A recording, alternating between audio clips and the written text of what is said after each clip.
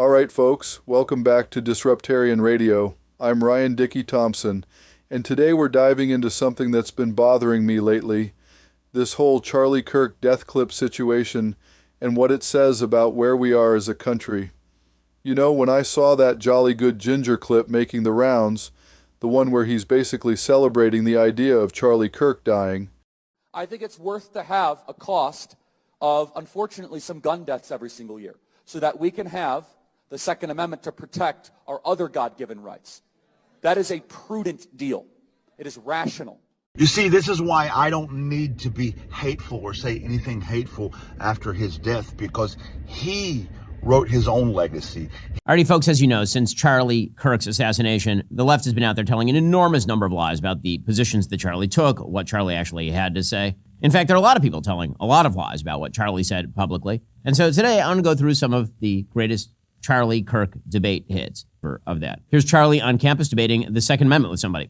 In the United States, there are 39,707 gun deaths in 2019 alone, the average of one gun-related death every 11 minutes. In 2023, there were 346 school shooting incidents in the U.S. So far, there have been 385 mass shootings in 2024, and a mass shooting is defined as an incident in which 4 or more people are injured or killed. Why are you pro-Second Amendment, and can you give me your stance on that? Great. So I just want to make sure I can know where you're coming from. Do you believe owning a firearm is a right or a privilege? I believe it's a privilege. I'm going to go with that.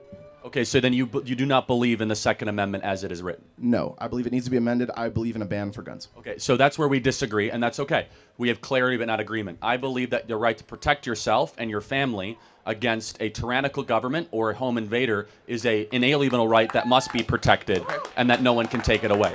Now, and that's okay, we have clarity on that. Mm-hmm. Now, let's go through why I believe that and some clarifying statistics. Yeah. Everything you said is true, but one part of it is misleading. Is that, yes, there are about 30,000 gun deaths a year, or death by firearm, but 2/3 of them are death by suicide. Yes, yeah. Right? So it's a little misleading to say 30,000 or even every 11 minutes. And so there's some people that say, well, it's easier to commit suicide if you have a gun in the house. You and I would both agree, though, that if someone is committing suicide with a firearm, there's other underlying issues. The firearm is secondary. Absolutely. Okay, so that's a reason. Thank you for agreeing with that. Yes. Okay, so therefore that gives you about 10,000 gun deaths a year. The vast majority of those are gang-related in about 10 cities across the country. Mm-hmm. Not excusing it, but there's other underlying factors associated with it. Now, let's get into what our position is, those of us that believe in the Second Amendment. Mm-hmm. We fully acknowledge that when you have liberty, that you're going to have sometimes undesirable outcomes. For example, there are 50,000 people a year that die in auto fatalities, and it's tragic. However, no reasonable person would come up to the mic and say, let's ban driving. And an excellent, well-reasoned argument from Charlie. He's going point by point through the statistics. And when he gets to the final conclusion, which is that public policy is a series of trade-offs, that really is the key thing. my first thought wasn't about politics. It was about what this kind of rhetoric does to our discourse. We're living in a time where people think it's okay to cheer for someone's death just because they disagree with them politically. That's dangerous territory, folks.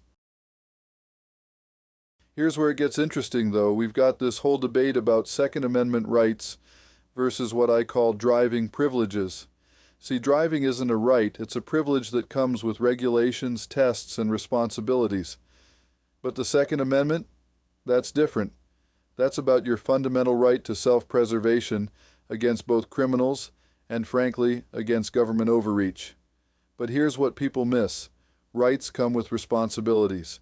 You don't get to celebrate violence against people you disagree with while simultaneously claiming you understand the gravity of what the Second Amendment actually protects.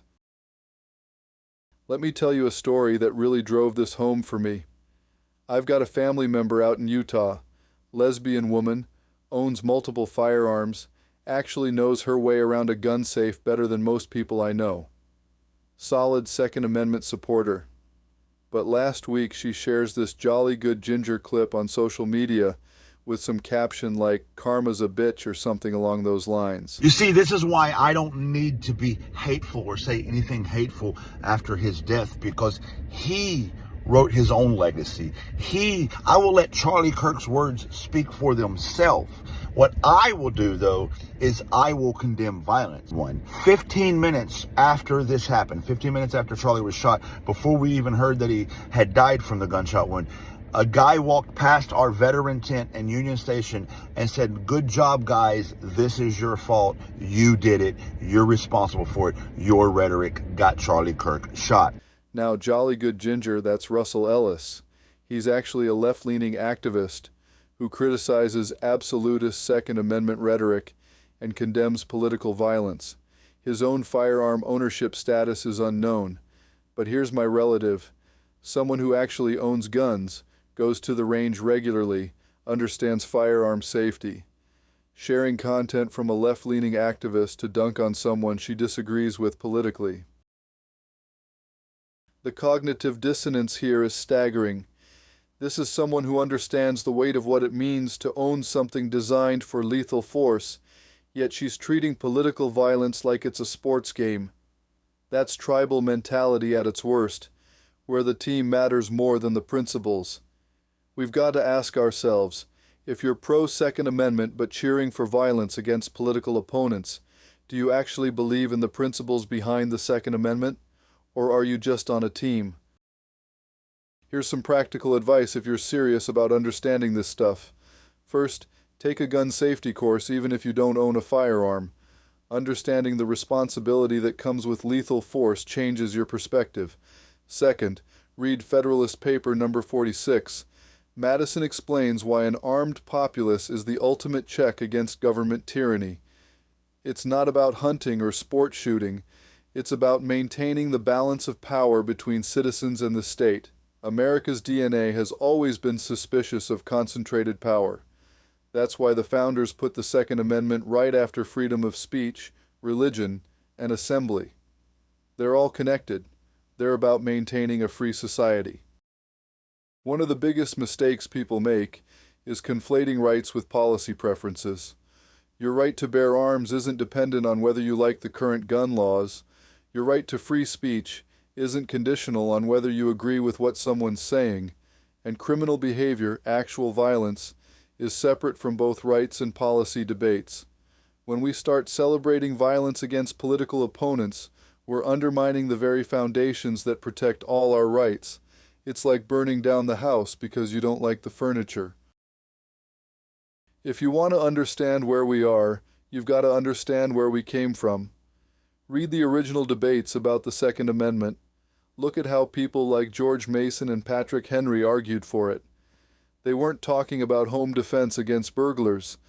They were talking about citizens being able to resist a tyrannical government. That context matters. The first step toward having these conversations productively is understanding that history and that original intent. Otherwise, we're just shouting past each other about surface-level issues. Here's my closing thought. Free speech means protecting speech you hate. The Second Amendment means protecting rights you might not personally exercise. The price of freedom is that sometimes people will say things you find offensive, and sometimes people will own things that make you uncomfortable. But the alternative, where we cheer for the death of political opponents and treat rights like team jerseys, that road leads somewhere dark. We're better than that. Or at least we should be. Thanks for listening. This is Dickie Thompson on Disruptarian Radio. Stay thoughtful, stay disruptive.